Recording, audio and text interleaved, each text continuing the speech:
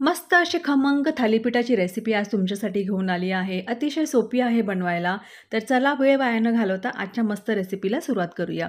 तर इथे एक कोथिंबीरची जुडी घेतली, तिला स्वच्छ साफ करून, धुवून, कापून घेतली आहे आणि पाणी पूर्णपणे निथळून घेतलेलं आहे. आता याच्यामध्ये आपण बाजरीचं पीठ घालणार आहोत. तर 1 वाटी इथे भरून मी बाजरीचं पिठाचा वापर करत आहे. तुम्हाला जर ज्वारीचं पिठाचा वापर करायचा असेल तरी देखील चालेल, काही हरकत नाही. आता मस्त खुसखुशीतपणा येण्यासाठी याच्यामध्ये आपण अर्धी वाटी बेसन पिठाचा वापर करणार आहोत. बेसन पीठ घातल्याने काय होतं, की मस्त असा खुसखुशीतपणा याला येतो आणि खायला देखील रुचकर लागतात. तर आता मी अर्धा चमचा मिठाचा घातला आहे आणि आता आपण याच्यामध्ये मसाले घालूया. तर मसाल्यांमध्ये मी 1 चमचा भरून काश्मीरी लाल मिरची पावडर घेतली आहे.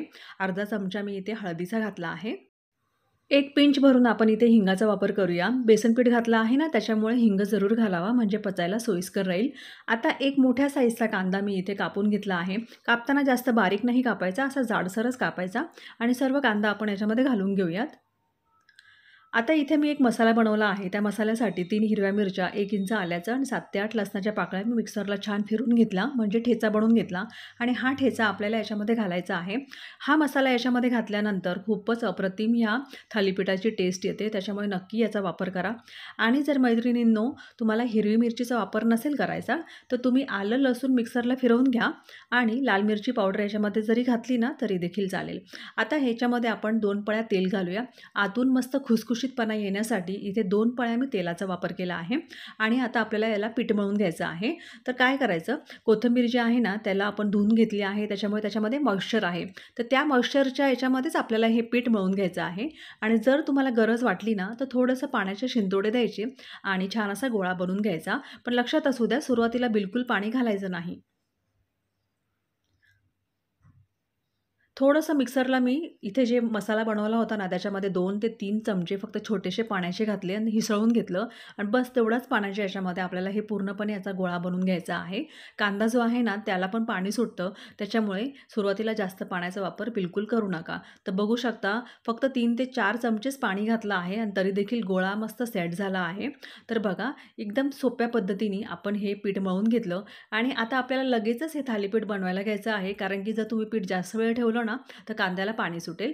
आता हाताला बिलकुल पण पीठ चिपकू नये, त्याच्यामुळे आपण इथे थापताना पाण्याचा वापर करणार आहोत.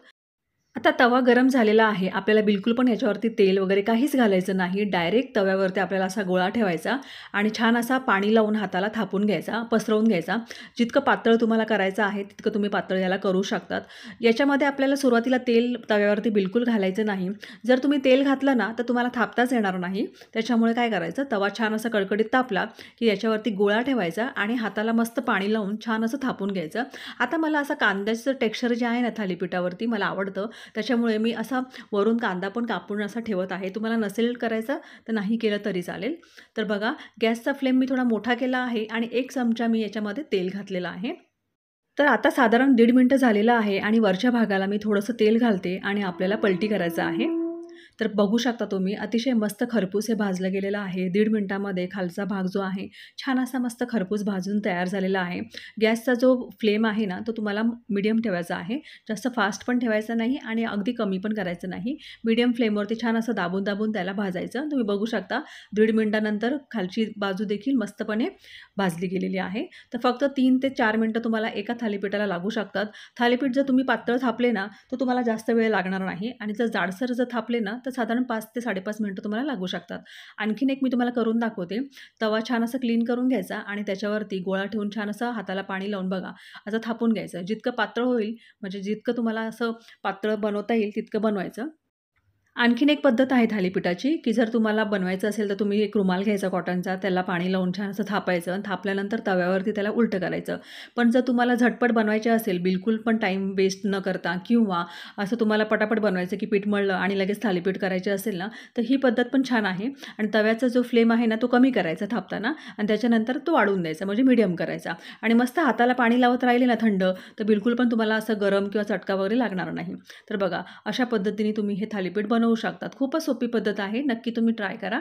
तुम्हाला खूपच आवडेल. फक्त तुम्ही नॉनस्टिकवरती बनवू नका, कारण की नॉनस्टिकवरती थापता येत नाही, कारण की पीठ सरकत राहतं इकडे-तिकडे. त्याच्यामुळे तुम्ही असा लोखंडी तवा किंवा आपला ॲल्युमिनियमचा जो आपण घरगुती पोळ्यांसाठी तवा वापरतो ना, त्याचाच वापर करा. छान थालीपीठ बनून तयार होतं. फक्त टीप लक्षात ठेवा, की थालीपीठ थापताना तुम्हाला तेल नाही घालायचं आहे. कोरड्या तव्यावरतीच थालीपीठ चांगलं थापायचं आणि त्याच्यानंतर साईडनी तुम्हाला तेल सोडायचं आहे.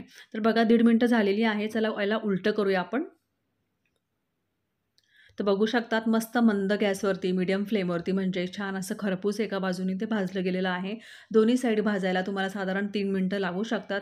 तुम्ही अतिशय पातळ असं मस्त थापा, म्हणजे जास्त वेळ लागणार नाही आणि सकाळच्या घाईमध्ये मस्त असं पीठ मळून झटपट तव्यावरती थापले, की पटापट तुमचे थालीपीठ बनून तयार होतील. दोन्ही बाजूला जर 2 तवे ठेवले, तर अगदी मस्त 10 मिनिटामध्येच खूप सारे थालीपीठ तुम्ही थापून तयार करणार. तर बिलकुल पण जास्त तामझाम नाही आहे. फटाफट मस्त पीठ मळायचं आणि लगेचच थालीपीठ बनवायला घ्यायचं.